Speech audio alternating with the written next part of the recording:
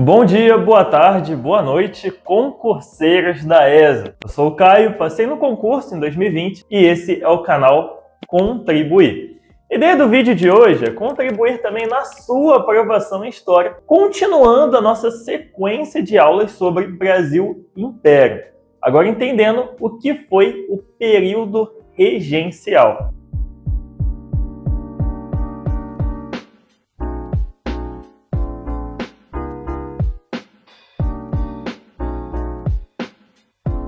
Pessoal, como vocês sabem, na nossa última aula nós falamos sobre o primeiro reinado. Vimos como foi a administração de Dom Pedro I aqui no Brasil. Por sinal, foi bem turbulenta, A gente viu que ele sofreu muita oposição popular, principalmente por conta do seu autoritarismo. E a gente viu também que o negócio ficou tão feio, que a oposição contra ele já estava tão forte, a ponto dele concluir que não dava para governar mais, que ele ia acabar perdendo o trono. Então, para evitar uma manifestação pior, ele decide no dia 7 de abril de 1831 abdicar ao trono em favor do seu filho Pedro de Alcântara, que tinha até então 5 anos de idade. E aí você pergunta: caramba, Caio, então quer dizer que o filho de Dom Pedro I, o Pedro de Alcântara, assumiu o poder com 5 anos de idade? Claro que não, pessoal? É por isso que existe esse período que vamos estudar na aula de hoje, conhecido como regencial.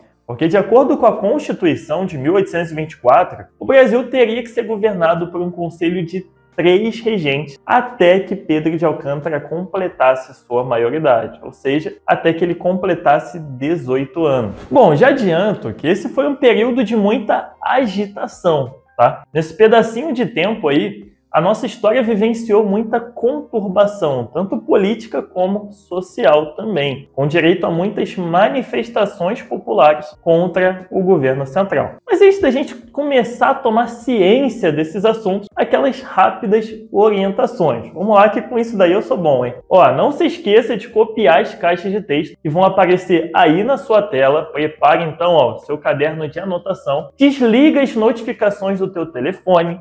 Esquece cocoto e cocota, beleza? E se desliga também do mundão à sua volta, porque o seu foco está completo aqui e o seu rendimento ser o maior possível. Tá tudo certo? Tudo beleza? Então, vamos lá. Pessoal, sabemos que quem deve governar o país até que Pedro de Alcântara complete sua maioridade são 3 regentes, correto? E a Constituição também falava que a eleição desses regentes devia ser feita pela Assembleia Geral com todos os deputados presentes. O problema é que quando Dom Pedro I abdicou o trono, os parlamentares estavam de férias e boa parte deles nem no Rio de Janeiro estavam. Então, para contornar essa situação aí, o que foi feito? Os poucos deputados presentes lá decidiram realizar uma eleição provisória, ou seja, escolher 3 regentes para governar o país provisoriamente, até que todos os deputados voltassem e a eleição real mesmo pudesse ser realizada. Entendeu a ideia? E para compor essa regência trina provisória, foram escolhidos os senadores Nicolau Pereira de Campos Vergueiro, José Joaquim Carneiro dos Campos e o brigadeiro Francisco de Lima e Silva. Eles governaram do dia 7 de abril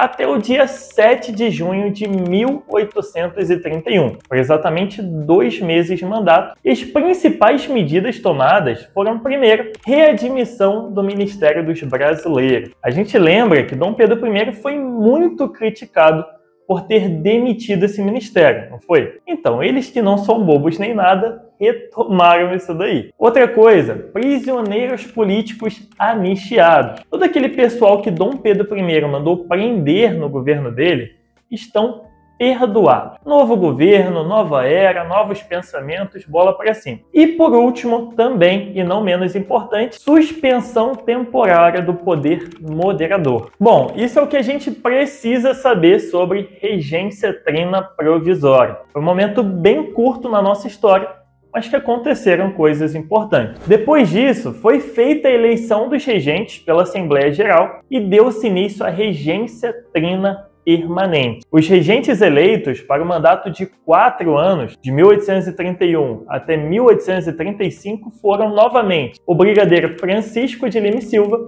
e os deputados João Braulio Muniz, representante das províncias do Norte, e José da Costa Carvalho, representantes das províncias do Sul. Vamos aos fatos então. Os regentes decidiram nomear o padre Diogo Antônio Feijó como ministro da Justiça, e a sua principal função seria manter a ordem no país e reprimir as constantes e crescentes rebeliões que vinham acontecendo. Para cumprir essa missão, o que o ministro fez?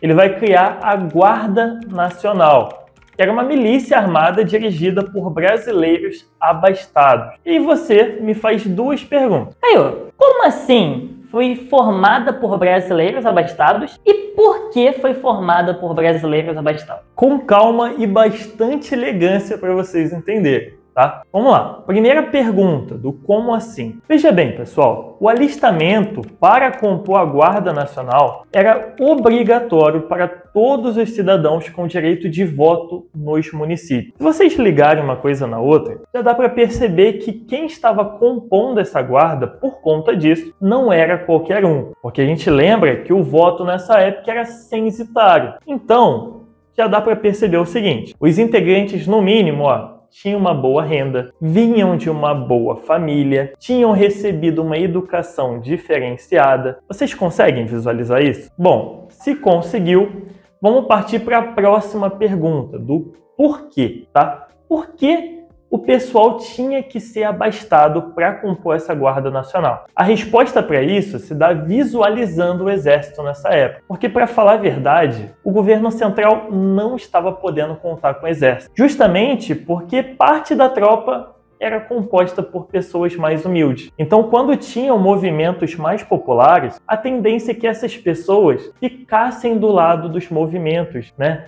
Ficassem do lado dos revoltosos e contra o governo central. E por isso, essa composição da Guarda Nacional, formada por abastados, se mostrava mais confiável e a tornou o principal instrumento do governo para reprimir os levantes populares. Sobre o comando dessa organização, ele se dava em cada município e cabia ao coronel, que era uma patente geralmente vendida pelo governo aos grandes fazendeiros. E ainda é importante anotar que no ano de 1832 foi aprovado o Código de Processo Criminal, que basicamente fortalecia os poderes locais, dando autoridade judiciária e policial para as províncias. Mudando de assunto, eu cheguei a comentar no início da aula que esse foi um momento de muita conturbação política. Vocês lembram? Então, sobre isso daí é importante que você saiba que o período regencial se inicia com 3 correntes políticas principais: os restauradores, os liberais exaltados e os liberais moderados. E a partir de agora a gente vai começar a entender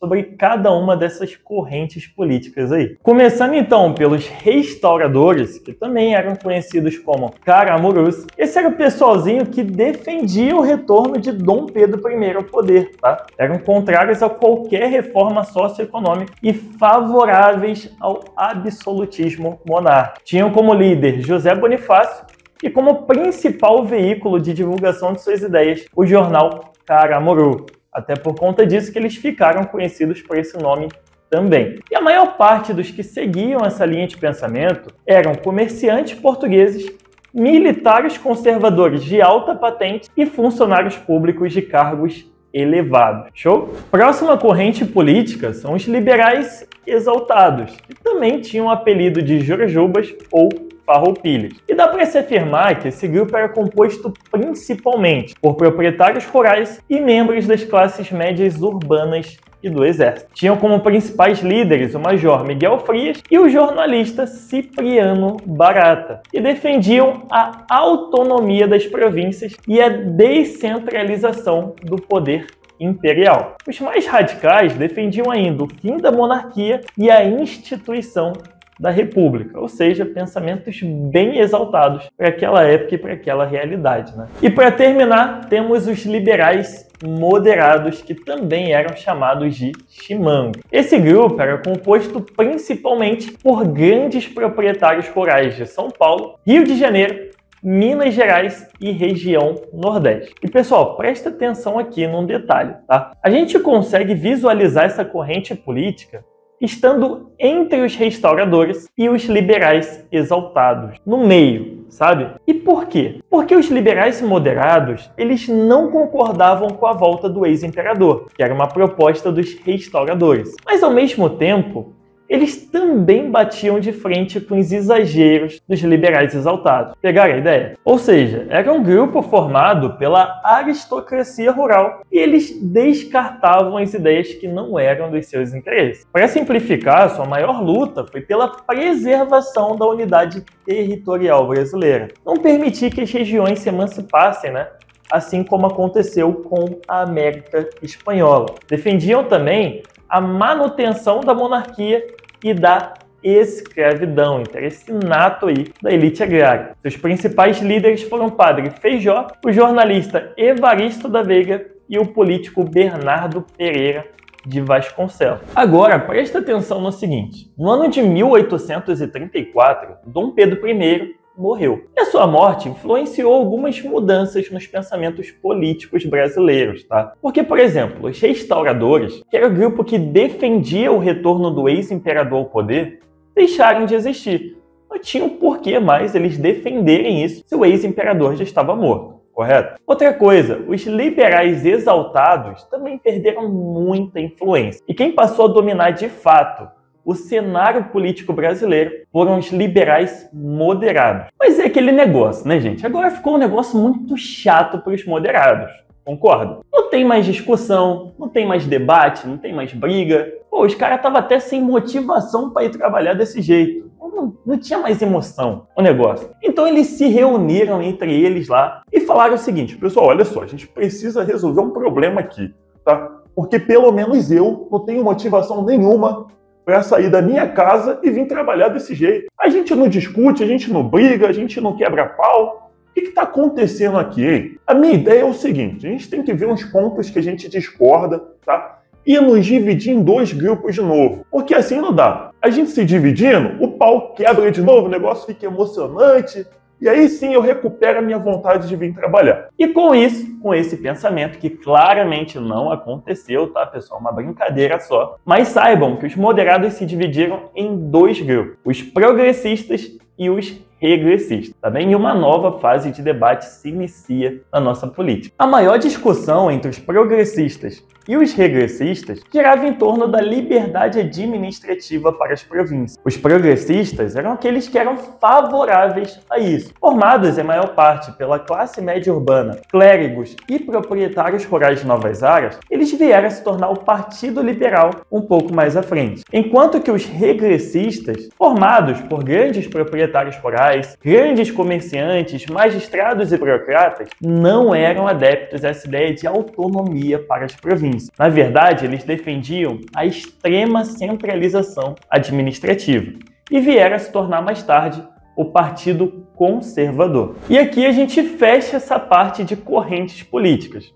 ok? Outra coisa importante: no ano de 1834 foi realizada uma reforma na Constituição que ficou conhecida como o Ato Adicional. Importante saber que essa reforma foi considerada como um avanço liberal e visava conciliar as tendências centralizadoras de um lado e descentralizadoras de outro lado. Ou seja, era uma série de medidas que tentava agradar os dois lados. Tivemos a criação das Assembleias Legislativas Provinciais, que foi uma medida descentralizadora e que permitia liberdade administrativa para as províncias, né? E tivemos também a criação do município neutro do Rio de Janeiro, que no caso seria a sede da administração central. Para vocês entenderem, ali que aconteceria a centralização política brasileira. Outras duas medidas impostas no ato adicional foi, primeiro, substituição da regência trina pela regência una, onde aconteceriam eleições em todas as assembleias provinciais do país e o mandato seria de 4 anos. E segundo, teve também a suspensão do poder moderador e do Conselho de Estado. E essas são as informações importantes que nós precisamos saber sobre o ato adicional, tá ok? E como nele mesmo ficou decidida a substituição da regência trina pela regência una, foram feitas as eleições para a escolha do regente, e quem levou a melhor nessa daí foi o padre Diogo Antônio Feijó, que governou o país de 1835 a 1837.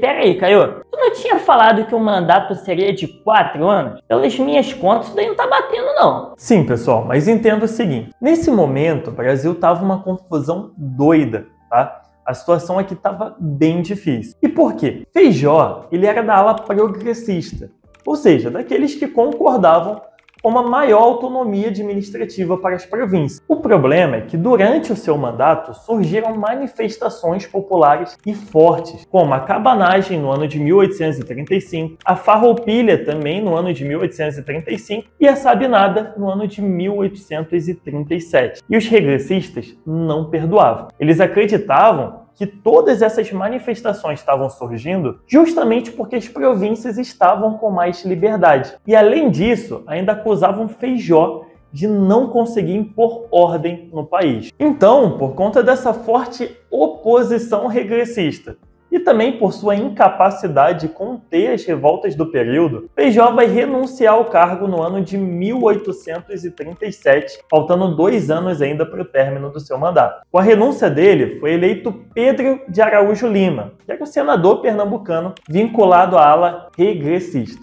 Então não preciso nem dizer que esse aí vai ser um governo com tendência conservadora, né? Então já saibam que muitas conquistas liberais foram anuladas nesse período aí. Teve nomeação de regressistas aos ministérios. E uma coisa importante também, no dia 12 de maio de 1840 foi criada a Lei Interpretativa ao Ato Adicional, que basicamente limitava o poder das províncias e subordinava os órgãos de polícia e de justiça ao poder central. Com tudo isso aí acontecendo, os progressistas não estavam engolindo essa regência de Araújo de Lima. E para acabar com ela, eles começaram a defender a ideia de que o meio mais eficiente para preservar a unidade territorial e aumentar a autoridade do governo central seria transferir o poder para as mãos de Pedro de Alcântara. O problema é que o príncipe na época tinha 15 anos incompletos, ou seja, era menor de idade. Então, foi criado o Clube da Maioridade, porque a Assembleia Geral tinha poderes para antecipar a maioridade do herdeiro do trono. Desse modo, o plano progressista deu certo e em julho de 1840, Dom Pedro II foi coroado imperador do Brasil, ok? E aqui a gente dá fim ao período regencial. Na próxima aula, vamos falar ainda das revoltas que aconteceram nesse período, que é um assunto muito importante também, e depois a gente já engata para a administração de Dom Pedro II aqui, que é um momento que a gente chama de Segundo Reinado, ok? Siga o curso nas redes sociais e acompanhe todas as novidades. E é isso. Foi um prazer, tamo junto, até a próxima e tchau, tchau!